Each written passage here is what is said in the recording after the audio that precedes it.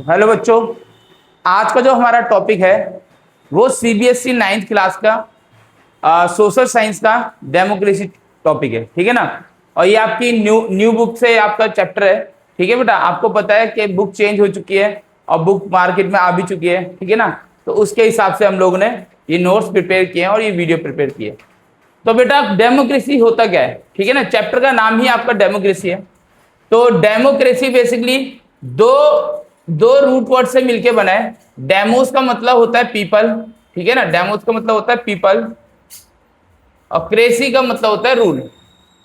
ठीक है ना, क्रेसी का क्या मतलब होता है? रूल। मतलब इसका अगर हम सिंपली अगर मीनिंग जाने तो इसका मतलब होता है रूल ऑफ पीपल। ठीक है ना, लोगों का तंत्र। इसीलिए इसको हिंदी में क्या कहते हैं बेटा? इसीलिए इसको हिंदी में लोकतंत्र कहा जाता है। ठीक है ना, लोकतंत्र कहा जाता है। ठीक है ना।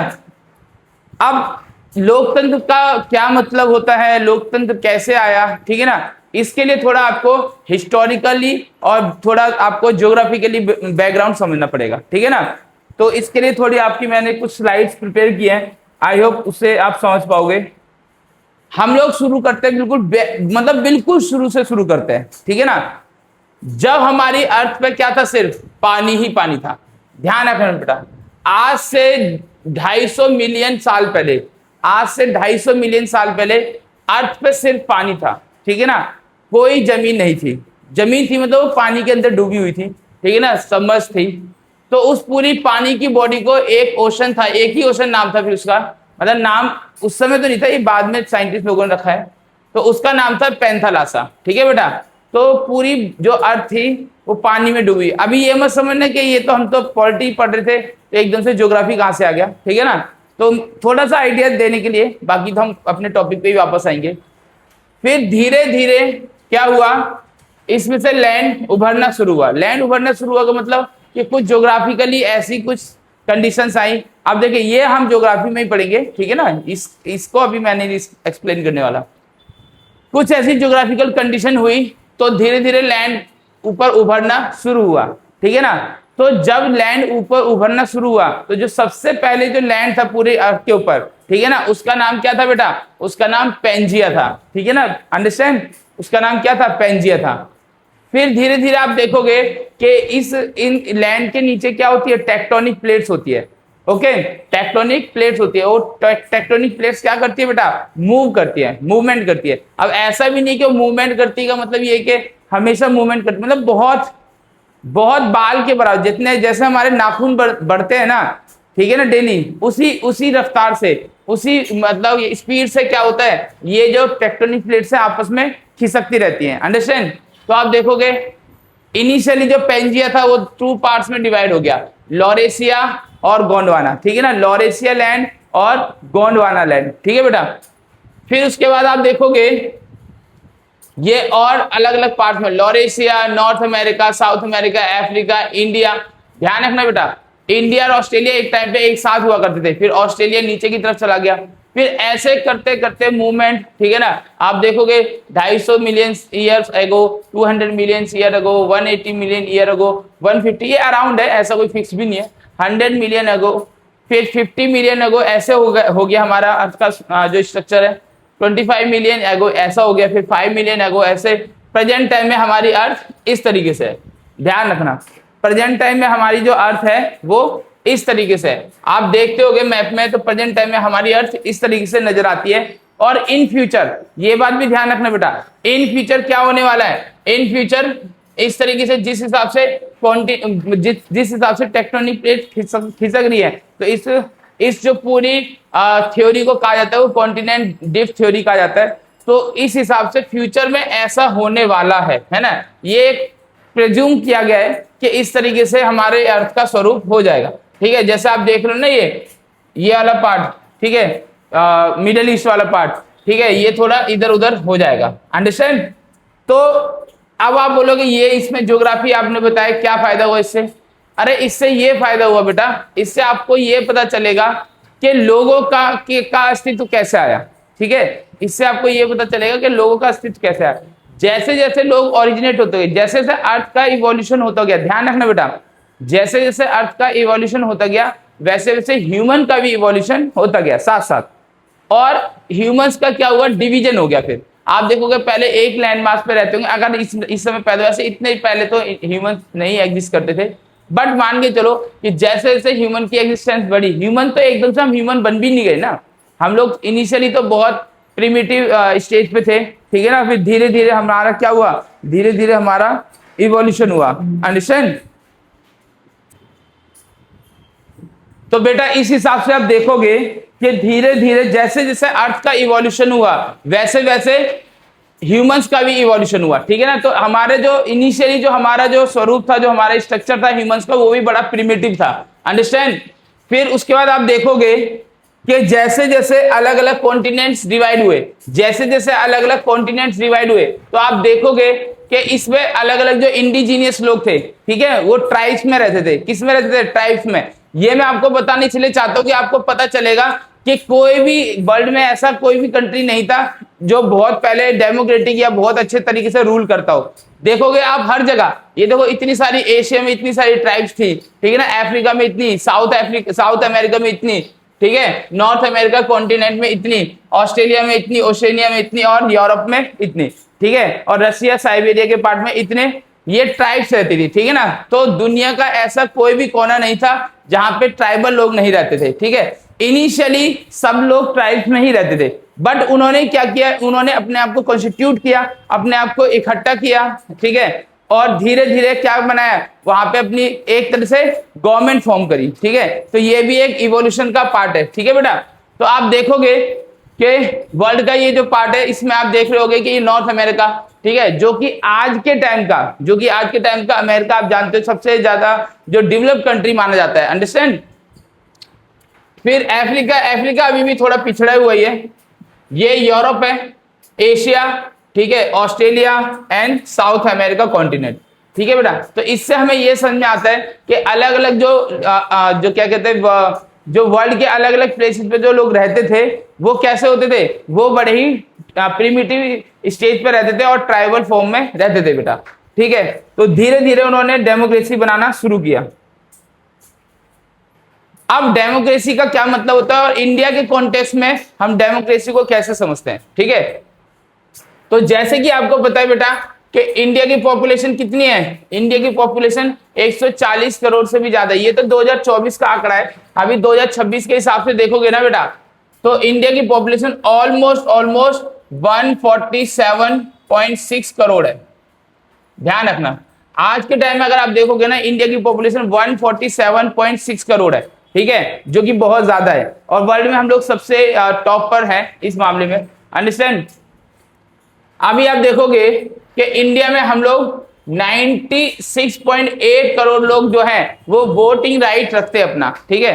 कुछ लोगों को छोड़ दिया जाए जो मतलब आपको होता है जो उसमें क्या कहते हैं, अंडमान निकोबार आइलैंड वगैरह में जो रहते हैं, हालांकि वो भी सिटीजन ऑफ इंडिया है, लेकिन वो अभी भी आदिवासी के रूप में रहते हैं। तो ऐसे लोगों का वोटर हो सकता है ना हो, बट 96.8% लोग हैं ना जो हमारे पूरी पॉपुलेशन के, ठीक है, जो वैलिड वो है, क्या कहते हैं, वोट देने के लायक है, ठीक है ना, 18+ है। तो 96.8 लोग उसमें पार्टिसिपेट भी करते हैं, ध्यान रखना। अब आप देखोगे कि इंडिया में डेमोक्रेसी कैसे स्टैब्लिश हुई, तो इंडिया में भी डेमोक्रेसी वैसे ही स्टैब्लिश हुई जैसे पूरे वर्ल्ड में हुई, ठीक है ना, कैसे, ग्रेजुअली। और आप ये भी बात जानते होंगे कि अभी भी बहुत सारी ऐसी कंट्रीज हैं जहां पे पूरी तरीके से एब्सोल्यूट डेमोक्रेसी नहीं है, वहां पे अलग अलग रूल चलते हैं, ठीक है। कहीं ऑटोक्रेटिक रूल है, ऑटोक्रेटिक का मतलब जैसे कि आप देखते हो जैसे आप नॉर्थ कोरिया के बारे में सुनते होंगे, ठीक है ना, तो वहां पे कोई ऐसी डेमोक्रेसी नहीं है। तो वहां का जो ऑटोक्रेट है किम जोंग उन, ठीक है ना, उसी का शासन चलता है, और उसमें वो क्या करते हैं कि जैसे वो उसकी मर्जी होगी, जैसे उसका मतलब उसके थॉट होंगे, उसी हिसाब से वो अपनी कंट्री को रन करेगा। और उसमें क्या है, जो उसके सिटीजन्स हैं, जो वहां के लोग हैं नॉर्थ कोरिया के, उनके पास कोई सच कोई राइट भी नहीं है, जैसे इंडियंस के पास राइट है। अभी हम इंडियन फंडामेंटल राइट्स के बारे में पढ़ेंगे। तो आप जानते हो इनिशियली क्या था, पहले तो हमारे देश में राजा महाराजाओं का ही शासन था। ठीक है, जैसे आपको मैंने बताया ना कि वर्ल्ड में हर जगह लोग ट्राइब्स में रहते थे, फिर ट्राइब में लोग एक दूसरे के साथ जुड़ के रहने लगे, कॉन्स्टिट्यूट होकर रहने लगे, फिर उसके बाद धीरे धीरे वहां पर ट्राइबल का एक राजा चुना जाता था, फिर वही राजा आगे जाके और मतलब और ज्यादा अच्छे से स्टेब्लिश हो गया वो वाला सिस्टम जिसको हम राजतंत्र कहते हैं। ठीक है ना, मोनार्की सिस्टम। तो आज भी आप देखोगे, आज भी बहुत सी जगह मोनार्की सिस्टम, जैसे थाईलैंड है, ठीक है, थाईलैंड में आज भी मोनार्की सिस्टम, आज भी वहां का थाईलैंड का जो रूलर है जो वो राजा ही है ना। आप देखोगे भूटान में भी आज के टाइम में भी राजतंत्र है, वहां पे भी राजा होते हैं। और ब्रिटेन में, इवन ब्रिटेन, यूरोप के भी कई देशों में राजा होते हैं, बट वहां पे क्या है, डेमोक्रेटिक मतलब मोनार्की है।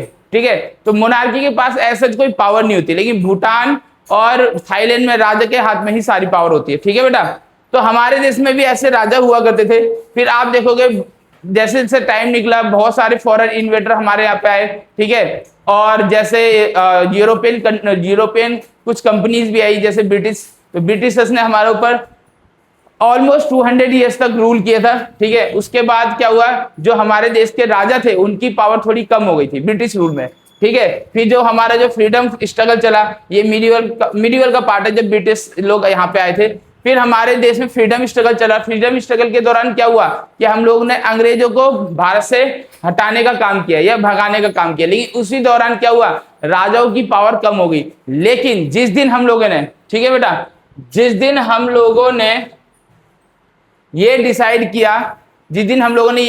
किया, कि हम लोग अंग्रेजों को हटा देंगे, अंग्रेजों ने डिसाइड किया वो भारत से चले जाएंगे, तो हम लोगों ने ये भी डिसाइड किया कि हमारे देश में जब हम लोग फ्रीडम हमें मिल जाएगी, ठीक है, या जब हम लोग आजाद हो जाएंगे, तो हमारे देश में वापस से राजतंत्र नहीं आएगा, राजाओं का शासन नहीं आएगा। हम लोग क्या लेके आएंगे, हम लोग लोकतंत्र लेके आएंगे। हम लोग क्या लेके आएंगे, लोकतंत्र लेके आएंगे, जो कि क्या कहलाता है, डेमोक्रेसी कहलाता है। अंडरस्टैंड। और उसके लिए हमने तैयारी पहले से ही शुरू कर दी थी। ध्यान रखना बेटा, जब अंग्रेज गए भी नहीं थे, ठीक है, जब मतलब हमारा देश आजाद हुआ भी नहीं था, उससे पहले ही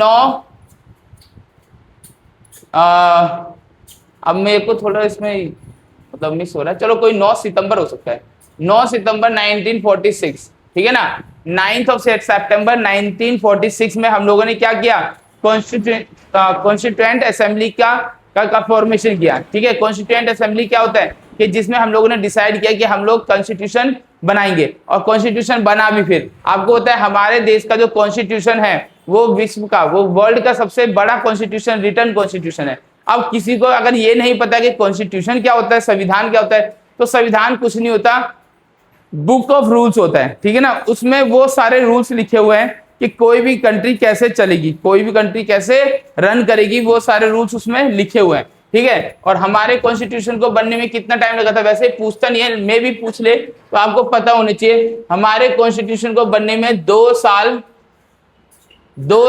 11 महीने और 18 दिन लगे थे। ठीक है बेटा, ध्यान रखना, हमारे कॉन्स्टिट्यूशन को बनने में 2 साल 11 महीने और 18 दिन लगे थे। ठीक है, लगभग 3 साल ही लग गए, है ना, 18 मतलब 12 दिन ही तो कम हो गए, तो लगभग 3 साल हमारे कॉन्स्टिट्यूशन को बनने में लगे थे।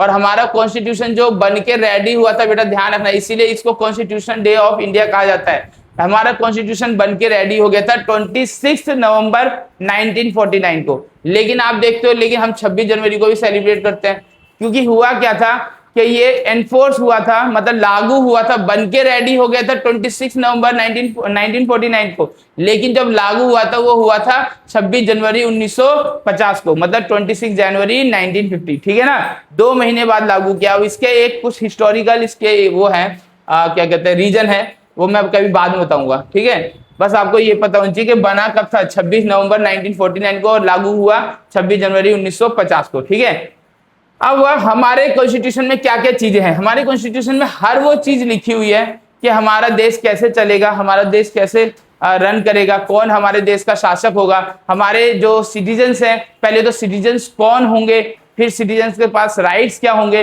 तो ये हर चीज हमारे कॉन्स्टिट्यूशन में मेंशन्ड है। ध्यान रखना बेटा, जब हमारा कॉन्स्टिट्यूशन बना था, ये दिख भी रहा होगा आपको कॉन्स्टिट्यूशन, ठीक है ना, तो जब हमारा कॉन्स्टिट्यूशन बना था तो इसमें कितने पार्ट्स थे, इसमें 22 पार्ट्स थे। ध्यान रखना, 22 पार्ट्स थे, और आर्टिकल्स कितने थे इसमें आर्टिकल्स थे 395, और आज के टाइम में ये पार्ट्स बढ़ गए हैं, ठीक है ना, 25 के आसपास हो गए शायद से। ठीक है, और जो आर्टिकल्स हैं वो भी 450 से ज्यादा हो गए, ध्यान रखना। तो आप ये आर्टिकल 450 कैसे हो गए भाई, पहले तो 395 थे, ठीक है, वो इसलिए हो गया भाई, नई नई चीजें ऐड होती रहती है, ठीक है ना, बाय द टाइम, समय के अनुसार नई नई चीजें कॉन्स्टिट्यूशन में ऐड होती रहती है, ठीक है ना। हमें आजाद हुए इतने साल हो गए, तो ऑब्वियसली बात है जैसे जैसे चीजें स्थिति बदलेगी वैसे वैसे नए नए लॉज भी आते रहते हैं बेटा, ठीक है।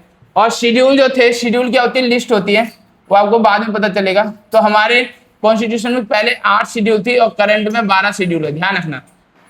होता क्या है बच्चों, होता क्या है कि कॉन्स्टिट्यूशन क्या होता है, पहले इस बात को समझना कि बुक ऑफ रूल्स होता है, जैसे कि मैंने बताया कि सब कुछ उसमें मेंशन है। मेनली बात क्या होती है कि गवर्नमेंट के पास तो बहुत सारी पावर होती है ऑलरेडी, ठीक है ना। कॉन्स्टिट्यूशन में वो बातें लिखी गई हैं कि सिटीजन्स के पास क्या क्या राइट्स हैं, ठीक है ना।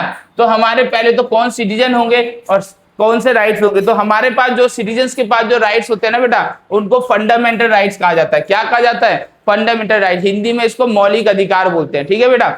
मौलिक अधिकार क्या होते हैं, आपको पता है 6 तरह के मौलिक अधिकार है, हालांकि पहले 7 तरह के मौलिक अधिकार हुआ करते थे, लेकिन जो राइट टू प्रॉपर्टी है बेटा, ध्यान रखना, राइट टू प्रॉपर्टी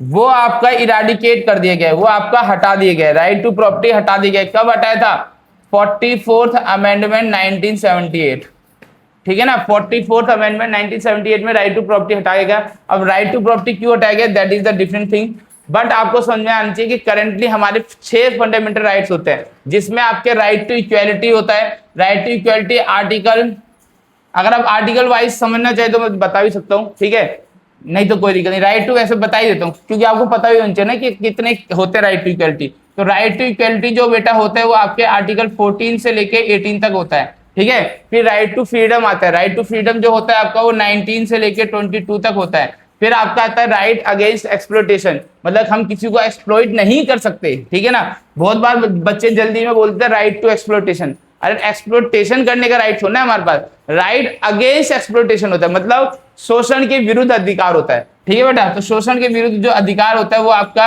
23 और 24 में होता है। फिर right to freedom of religion, ठीक है, रिलीजन को अपने कोई किसी भी रिलीजन को हम लोग ऑप्ट कर सकते हैं, चुन सकते हैं। तो इसका जो रिलीजन का जो है वो आपका 25 से लेकर 28 तक होता है, 25 से लेकर 28 तक। Constitutional rights, constitutional and educational rights of minorities, तो माइनॉरिटीज के कुछ राइट्स होते हैं वो आपका 29 और 30 में लिखा गया है। फिर 31, देखो बेटा ध्यान रखना, राइट टू प्रॉपर्टी आपका आर्टिकल 31 में ही था, जो कि डिलीट हो चुका है। तो आप देखो ना इसमें 31 नहीं मिलेगा, क्योंकि जो राइट टू कॉन्स्टिट्यूशनल रेमेडीज है वो आपका 32 में आता है, अंडरस्टैंड। तो आप बोलोगे 31 कहां गया, अरे 31 ही तो डिलीट हो गया, तभी तो वो नहीं है उसमें, अंडरस्टैंड।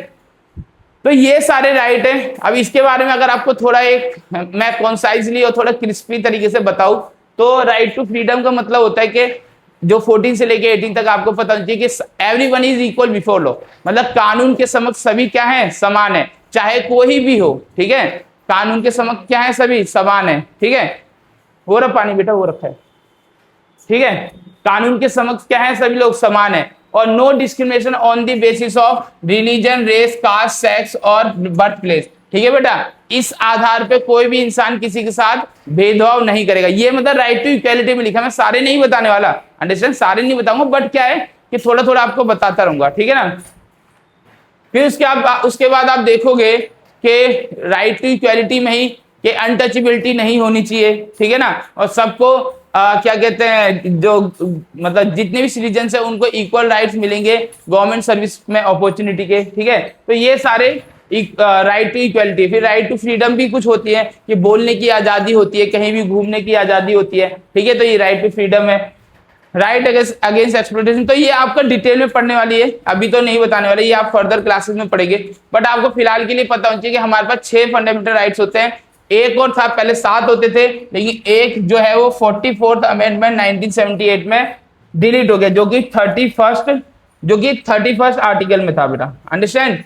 अब ये आपकी बुक के अनुसार ही है कि डेमोक्रेसी के कितने टाइप्स होते हैं बेटा, ठीक है। डेमोक्रेसी के कितने टाइप्स होते हैं। अब डेमोक्रेसी लाना चाहते हैं, ध्यान रखना, अब ये डेमोक्रेसी के टाइप है। अभी ये नहीं है कि कितने टाइप की गवर्नमेंट होती है, गवर्नमेंट तो कई तरह की, तानाशाही गवर्नमेंट होती है, डिक्टेटरशिप, ठीक है ना। और कम्युनिस्ट गवर्नमेंट होती है। कम्युनिस्ट में मतलब जिसमें लोगों के पास राइट नहीं होते, जैसे चाइना। अच्छा, हम चाइना में ये सोचते, चाइना वर्ड सुनते के साथ ही हमको लगता है कि वहां पे डेमोक्रेसी नहीं है ना, तो वहां लोग बहुत ज्यादा मतलब बहुत लोगों के साथ शोषण होता है। ऐसा भी नहीं है, मतलब हो सकता है क्या ये बिल्कुल सही है कि चाइना में डेमोक्रेसी नहीं है, ट्रू डेमोक्रेसी नहीं है, एब्सोल्यूट डेमोक्रेसी नहीं है, बट ऐसा भी नहीं है कि चाइनीज लोग हैं वो बड़े उनका शोषण हो रहा है और बड़े वो दुखी रह रहे हैं, ऐसा भी नहीं है, ठीक है ना।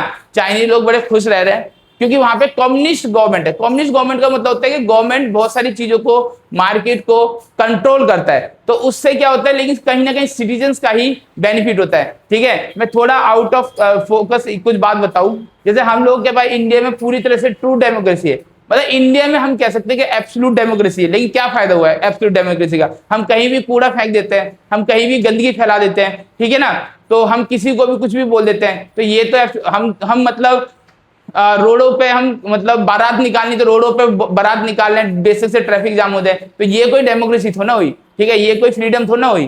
तो आप देखते हो ना एब्सोल्यूट डेमोक्रेसी भी कहीं ना कहीं हानिकारक ही है, ठीक है, और शायद यही कारण है कि इंडिया इतना पिछड़ा है, ठीक है। बट हम लोग डेमोक्रेसी के भी अब देखोगे कि जहां जहां लोकतंत्र भी है ना बेटा, जहां जहां लोकतंत्र भी है, वो लोकतंत्र भी कितने टाइप्स के होते हैं वो हम लोग जानेंगे। तो आप देखोगे एक होता है डायरेक्ट लोकतंत्र, डायरेक्ट मतलब प्रत्यक्ष लोकतंत्र, प्रत्यक्ष लोकतंत्र का मतलब होता है डायरेक्ट डेमोक्रेसी। डायरेक्ट डेमोक्रेसी जो होती है वो बेटा वो छोटे देशों में होती है। डायरेक्ट डेमोक्रेसी का मतलब ये होता है कि आप देखोगे कि जैसे स्विट्जरलैंड जैसे देश है, इसमें दे भी रखा है एग्जांपल, इसमें एग्जांपल दे भी रखा है स्विट्जरलैंड, जो डायरेक्ट डेमोक्रेसी होती है ना बेटा, स्विट्जरलैंड में होती है, वो स्विट्जरलैंड में होती है। तो स्विट्जरलैंड में डायरेक्ट डेमोक्रेसी कैसे हो पाती है, क्योंकि स्विट्जरलैंड की ना बेटा पॉपुलेशन ही बहुत कम है। आप देखो कितनी पॉपुलेशन है स्विट्जरलैंड की, अरे 90 लाख लोग रहते हैं बस वहां पे, 90 लाख लोग रहते हैं सिर्फ, ठीक है। और इंडिया में 147.6 करोड़, सोचो कितना डिफरेंस है। कोई बता सकता है कि 90 लाख से 147.6 है वो कितने गुना ज्यादा है बेटा, 150 गुना ज्यादा है, ठीक है ना। मतलब 90 लाख लोग रहते सिर्फ स्विट्जरलैंड में, और हमारे यहाँ 147.6 करोड़, मतलब 148 150 करोड़ भी बोल सकते हैं। कोई ऐसी नहीं, अभी जनगणना चल ही रही है ना, जब मैं ये वीडियो रिकॉर्ड कर रहा हूँ तो अभी जनगणना का प्रोसेस चल ही रहा है, हो सकता है हम लोग 150 करोड़ भी हो सकते हैं, है ना, हो सकता है कि हम 150 करोड़ निकले। तो स्विट्जरलैंड में क्या होता है बेटा, स्विट्जरलैंड में क्या होता है कि डायरेक्ट डेमोक्रेसी किस प्रकार होती है कि जैसे पहले तो सरकार कोई भी बिल लाना चाहती है तो वो क्या करती है, लोगों से डायरेक्ट राय लेती है, एडवाइस देती है, जिसको हम रेफरेंडम कहते हैं बेटा, आबादी, जिसको हम रेफरेंडम कहते हैं। तुम्हारा ही चैप्टर चल रहा है, ठीक है, हाँ फिर शांत होकर देखो। तो जिसको हम रेफरेंडम कहते हैं, ठीक है ना, जनमत जिसको कहते हैं, ठीक है, ध्यान रखना कि होता क्या है, स्विट्जरलैंड के अंदर रेफरेंडम होता है, ठीक है, रेफरेंडम जिसको हिंदी में जनमत कहते हैं, ठीक है। अब जनमत क्या होता है कि लोगों से उनकी राय ली जाती है, क्या होता है, लोगों से उनकी राय ली जाती है, ठीक है ना। तो स्विट्जरलैंड में क्या होता है, अगर कोई भी बिल लाना है, कोई भी लॉ पास करना है, तो लोगों से डायरेक्ट उनकी राय ली जाती है। प्लस में अगर कोई लॉ पास हो भी गया है मान लो, और लोगों को लगता है कि ये ठीक नहीं है, तो बस मात्र 50,000 लोग, ठीक है, मतलब 90 लाख की पॉपुलेशन है, मात्र 50,000 लोग अगर साइन करके बोल देना कि ये कानून ठीक नहीं है, तो उस कानून को दोबारा से रद्द भी किया जा सकता है, या उसके ऊपर पुनर्वलोकन किया जाएगा, ठीक है ना, उसको दोबारा से उस पर विचार किया जाएगा, अंडरस्टैंड। तो इसीलिए इसको कहते हैं डायरेक्ट डेमोक्रेसी, क्योंकि जो स्विट्जरलैंड की जो पब्लिक है, जो जनता है, वहां पे क्या होता है, डायरेक्ट इन्वॉल्वमेंट रखती है, ठीक है ना, स्विट्जरलैंड में डायरेक्ट इन्वॉल्वमेंट रखती है। अब इनडायरेक्ट डेमोक्रेसी वो इंडिया में है, क्योंकि इंडिया में स्विट्जरलैंड जैसा सिस्टम पॉसिबल ही नहीं है। क्यों पॉसिबल नहीं है बेटा, कि हमारे इंडिया में ऐसा हो ही नहीं सकता कि 147 करोड़ लोग, है ना, और क्या कहते हैं मतलब गवर्नमेंट को हम बताएं कि क्या ठीक है क्या, भाई ये पॉसिबल ही नहीं है। यहाँ वोट कराना इतना मुश्किल होता है, फिर यहाँ पे लोग इतने एजुकेटेड भी नहीं है, ऐसे कोई माध्यम मीडियम भी नहीं है जिससे वो अपने विचारों को रख सके। हालांकि सोशल मीडिया है आजकल, लेकिन वो भी कुछ लोगों तक ही सीमित है, ठीक है। बहुत से लोग 90% से ज्यादा, इवन 95-96% से ज्यादा लोग जानते ही नहीं है कि सोशल मीडिया की असली पावर क्या है। ठीक है, हम लोग ये यूट्यूब वगैरह कुछ भी चलाते तो हम इसलिए यूज कर सकते हैं कि जहां जहां गवर्नमेंट के काम नहीं हो रहे उन वीडियोस को मतलब वीडियो को रिकॉर्ड करके और अपलोड करें ताकि, लेकिन लोग क्या करते हैं आपको पता ही है, यूट्यूब पे सिर्फ डांस के अलावा कुछ नहीं चलता। ठीक है, तो सोशल मीडिया की पावर ही हम लोग नहीं समझते हैं। फिर आपका होता है हमारे यहाँ पार्लियामेंट, अच्छा इनडायरेक्ट, हमारे यहाँ समझ में आ गया ना बेटा कि हमारे यहाँ इनडायरेक्ट रूल है। इनडायरेक्ट रूल का भी मैंने मतलब बताया ना कि हम लोग डायरेक्टली गवर्नमेंट को वो नहीं कहते, हमारे रिप्रेजेंटेटिव्स जाते हैं, ध्यान रखना। तो हमारे यहाँ पे जो हम लोग इलेक्ट करते हैं वो एमपीज को इलेक्ट करते हैं और एमएलए को इलेक्ट करते हैं और काउंसलर्स को इलेक्ट करते हैं। ठीक है ना, तो होता क्या है बेटा, होता क्या है बेटा, एमपी होते हैं जो मेंबर ऑफ पार्लियामेंट, जो जिनको हम पार्लियामेंट में इलेक्ट करते हैं, पार्लियामेंट के लिए इलेक्ट करते हैं। तो ऐसे डायरेक्ट जो एमपीज है, ठीक है ना, लोकसभा में कितने एमपी को इलेक्ट करते हैं हम लोग, लोकसभा में हम इलेक्ट करते हैं 543 एमपीज को। कितने एमपीज को करते हैं, 543।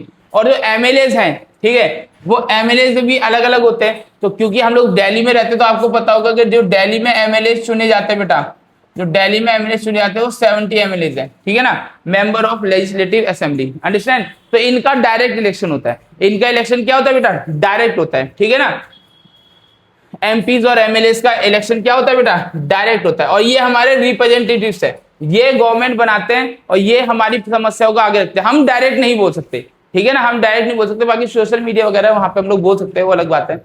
लेकिन हम लोग संसद में, पार्लियामेंट में हम लोग जाके हमारी अपनी बात को रख सके, ऐसा पॉसिबल नहीं है। ठीक है, अब आप बोलोगे कि पार्लियामेंट क्या होता है। देखो, पार्लियामेंट वो बिल्डिंग होती है, ठीक है, या वो जगह होती है, वो प्लेस होता है जहां पे हमारे चुने गए लोग आपस में विचार विमर्श करते हैं और ये डिसाइड करते हैं कि कैसे लॉ बनने चाहिए, ठीक है, और कैसे हमें देश को चलाना है। मतलब वो लोग डिसाइड करते हैं, हमारे रिप्रेजेंटेटिव। अब पार्लियामेंट का मतलब ये तो जो नेशनल लेवल पे जो होता है, ठीक है ना, जो पार्लियामेंट है पूरे हमारे इंडिया का एक पार्लियामेंट है जो कि आप कहां पर स्थित है, दिल्ली में स्थित है। पता है ना पार्लियामेंट कहां पर है, दिल्ली में है।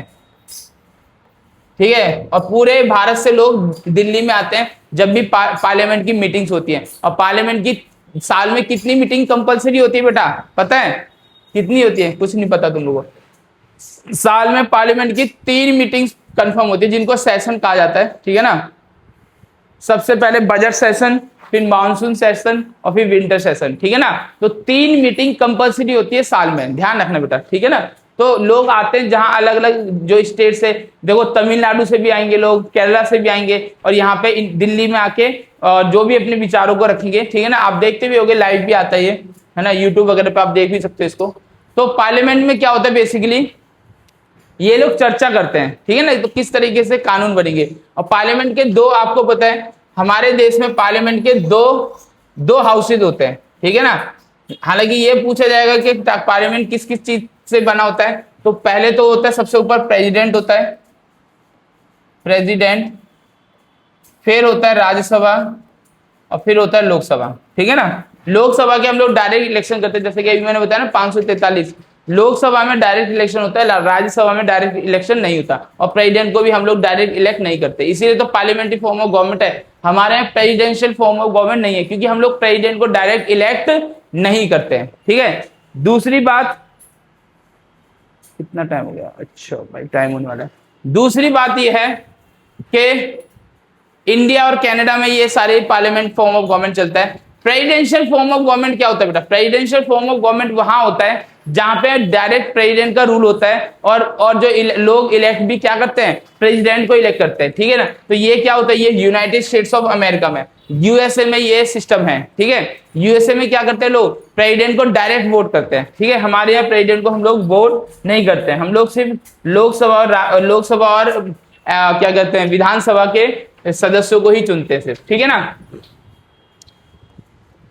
अब कुछ पिलर्स है, पिलर दैट स्ट्रेंथन डेमोक्रेसी, ऐसी कुछ बातें जो डेमोक्रेसी को मजबूत करती है या फिर जो लोकतंत्र को क्या करती है, मजबूत करती है। ठीक है ना, जैसे कि सेपरेशन ऑफ पावर, के जो पावर है हमारे देश में पावर है वो हॉरिजेंटल और वर्टिकल दोनों तरीके से डिवाइडेड है।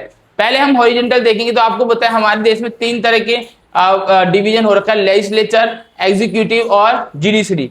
लेजिस्लेचर, एग्जीक्यूटिव और जुडिशरी, हिंदी में इसको क्या कहते हैं, विधायिका, कार्यपालिका और न्यायपालिका, विधायिका, कार्यपालिका और न्यायपालिका। अब आप देखोगे कि लेजिस्लेचर का काम क्या होता है। लेजिस्लेचर का काम होता है देश में लॉ बनाना, ठीक है ना। देखो कुछ कानून तो आप जानते हो, कुछ कानून तो संविधान में पहले से लिखे होते। जिस दिन संविधान लागू हुआ 26 जनवरी को, जब तो हम हर साल 26 जनवरी को सेलिब्रेट करते हैं, ठीक है। 15 अगस्त को हमारा देश आजाद हुआ था इसलिए सेलिब्रेट करते हैं, और 26 जनवरी को हमारा कॉन्स्टिट्यूशन लागू हुआ था इसलिए सेलिब्रेट करते हैं। ये भी कोई छोटी घटना नहीं थी।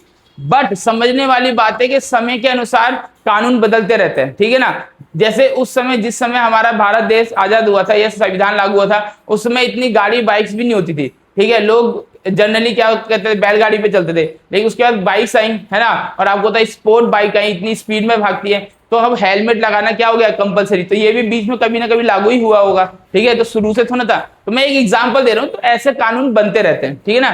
टाइम टाइम पे कानून बनते हैं। कानून बनते हैं कहाँ बनते हैं, पार्लियामेंट में, लेजिस्लेचर में। और कानून को इंप्लीमेंट कौन करवाती है, गवर्नमेंट इंप्लीमेंट कराती है। ध्यान रखना, मिनिस्ट्रीज इंप्लीमेंट कराती है, मंत्रालय इंप्लीमेंट कराते हैं, जो भी संबंधित मंत्रालय होगा वो।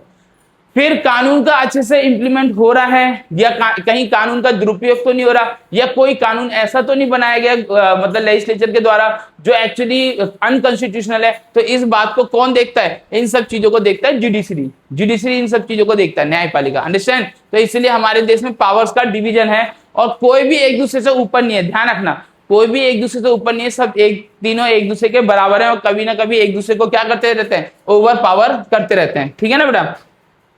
फिर हमारे यहाँ अकाउंटेबिलिटी, मतलब डेमोक्रेसी को स्ट्रेंथन करने के, और ये एक और है कि अकाउंटेबिलिटी और ट्रांसपेरेंसी, ठीक है ना। अगर कोई भी गवर्नमेंट चुनी गई है और अगर वो गवर्नमेंट अच्छे से काम नहीं करेगी, तो हम क्या करेंगे, उसको वापस से इलेक्ट नहीं करेंगे, ठीक है ना। हम उसको वापस से चुनेंगे नहीं। तो ये हमारे जो गवर्नमेंट है उनके पास ये है। बाकी हमारे देश में क्या होता है, फेयर एंड क्या कहते हैं, फ्री एंड फेयर इलेक्शन होता है। फ्री एंड फेयर का मतलब एक तो इलेक्शन के कोई पैसे नहीं देने पड़ते आपको, प्लस में फेयर का मतलब होता है कि बिना पक्षपात के। अब आप बोलोगे नहीं नहीं कुछ तो गड़बड़ है, ठीक है, पक्षपात तो होता है। कभी कभी क्या होता है कि लोग लालच देते हैं, ठीक है, कि हमको वोट देना है, या फिर कभी कभार तो बहुत ज्यादा डरा धमका भी देते हैं लोगों को, ठीक है। तो वो तो खैर एक तरह से इम्प्योरिटीज हो गई, ये काम होने नहीं चाहिए, ठीक है ना। फिर पब्लिक डिबेट्स होते हैं, और ऐसे बहुत सारे ग्रुप्स होते हैं जो क्या कहते हैं, गवर्नमेंट के ऊपर प्रेशर बनाती है, ठीक है। फिर हमारे देश में क्या है बेटा, मल्टी पार्टी सिस्टम है। क्या है बेटा हमारे देश में, मल्टी पार्टी सिस्टम है। और यू मस्ट नो, आपको पता होना चाहिए कि बहुत से ऐसे देश हैं, जैसे यूएसए की हमने बात की, यूएसए में सिर्फ 2 ही पार्टी होती है, डेमोक्रेटिक और रिपब्लिक, 2 ही पार्टी होती है। अभी जो रिपब्लिक के हैं डोनाल्ड ट्रंप, वो है प्रेसिडेंट। बट आप देखोगे जैसे चाइना में एक सिंगल पार्टी होती है, सिर्फ कम्युनिस्ट पार्टी। हमारे देश में लगभग 3000, मतलब 2900 से भी ज्यादा, 2900 से भी ज्यादा हमारे यहाँ पॉलिटिकल पार्टी है। ध्यान रखना, जो कि रजिस्टर्ड है। हमारे देश में मल्टी पार्टी सिस्टम का मतलब क्या हुआ, कितनी पार्टीज है हमारे देश में, 2900 से भी ज्यादा पार्टियां हैं, ठीक है। जिसमें मतलब सारी मतलब एक्टिव नहीं है। आप देखोगे कुछ पार्टीज ही एक्टिव हैं, जैसे 6 नेशनल पार्टी हैं, जिसमें से सिर्फ 6 नेशनल पार्टी हैं,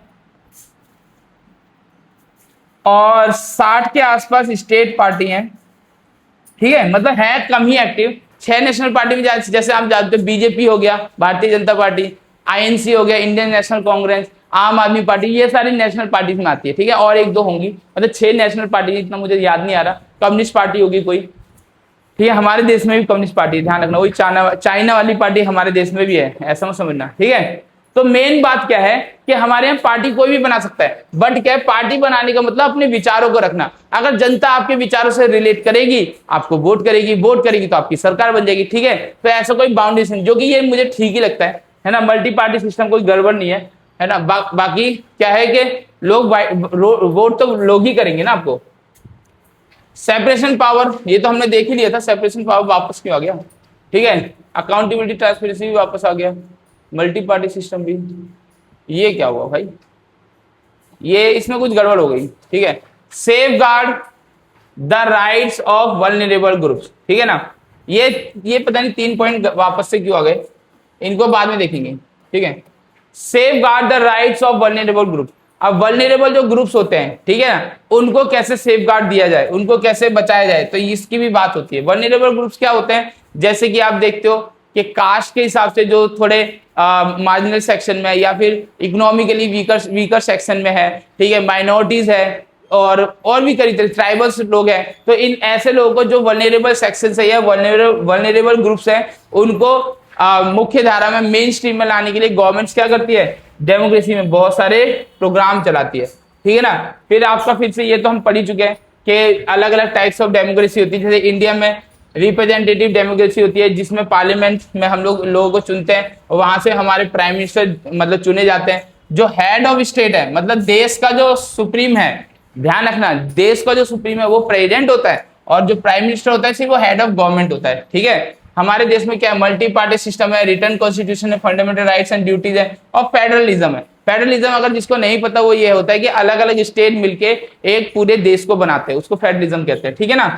कनाडा में क्या होता है, उसमें भी रिप्रेजेंटेटिव डेमोक्रेसी है, वहां पे भी प्रेसिडेंट वो प्राइम मिनिस्टर होता है, वो क्या होता है वो एग्जीक्यूटिव पावर होता है। लेकिन वहां पे क्या है बेटा, हेड ऑफ द जो स्टेट है ना बेटा वो यूके का क्राउन होता है। आपको पता होना चाहिए जो कनाडा है वो क्या है, वो उसको सिर्फ एक मतलब गवर्नमेंट बनाने का एक वो है, बाकी डोमिनियन स्टेटस जो है वो आपका वही है यूके के, जो कि हमें भी ऑफर किया गया था। ध्यान रखना जो यूके का क्राउन होता है ना वो उनका राजा होता है, ध्यान रखना, ठीक है। लेकिन वहां पे क्या है, प्राइम मिनिस्टर रूल है, कोई दिक्कत वाली बात नहीं, लोगों को पूरे राइट्स मिलते हैं, ठीक है। वहां पे फेडरलिज्म है और मल्टी पार्टी सिस्टम है। फिर यूके जो कि ब्रिटेन, जिन्होंने पूरे देश पे पूरी दुनिया पे कब्जा किया था, हमारे देश पे ही नहीं पूरी दुनिया पे ऑलमोस्ट कब्जा किया था, ठीक है ना। तो वहां पे भी रिप्रेजेंटेटिव डेमोक्रेटिक पार्लियामेंट्री सिस्टम है, ठीक है। वहां पे भी प्राइम मिनिस्टर होता है, ठीक है। बाकी हेड ऑफ द स्टेट वहां का, जैसे कि मैं बता जो राजा होता है, या राजा या रानी, वो क्या होते हैं, वो हेड ऑफ द स्टेट होता है और हेड ऑफ द गवर्नमेंट जो होते हैं वो होते हैं प्राइम मिनिस्टर, ठीक है। लेकिन वहां पे ध्यान रखना अनरिटन कॉन्स्टिट्यूशन होता है। ब्रिटेन में क्या होता है, अनरिटन कॉन्स्टिट्यूशन होता है। पार्लियामेंट्री सोवर्निटी और मल्टी पार्टी सिस्टम वहां भी है। स्विट्जरलैंड में जैसे कि मैंने आपको बताया क्योंकि पॉपुलेशन ही इतनी कम है तो वो डायरेक्टली क्या करते हैं, अपने गवर्नमेंट को रूल करते हैं। अगर कोई गवर्नमेंट मतलब स्विट्जरलैंड की गवर्नमेंट अगर कोई गलत बिल पास कर देती है तो उसको वापस लेने के लिए भी उनको फोर्स करते हो, ठीक है ना। फेडरल काउंसिल होती है, प्रेसिडेंट वहां का हेड होता है, रिटर्न कॉन्स्टिट्यूशन में वहां पे भी मल्टी पार्टी सिस्टम है। यूएसए में क्या होता है, यूएसए में रिप्रेजेंटेटिव डेमोक्रेसी होती है क्योंकि वहां का जो हेड होता है वो कौन होता है, प्रेसिडेंट होता है। प्रेसिडेंट हेड होता है एग्जीक्यूटिव का और स्टेट का भी हेड प्रेसिडेंट होता है। रिटर्न कॉन्स्टिट्यूशन है, वहां पे मेजरली 2 पार्टीज हैं, ठीक है ना, डेमोक्रेटिक और रिपब्लिक, ठीक है। इसी के साथ आपका ये टॉपिक पूरी तरह से समाप्त होता है बेटा, ठीक है। बट आपको समझना है इसके क्वेश्चन आंसर्स भी कराऊंगा मैं आगे धीरे धीरे, ठीक है। तब तक के लिए देखते रहिए, 9th क्लास का डेमोक्रेसी का चैप्टर था, ठीक है बेटा। चलिए।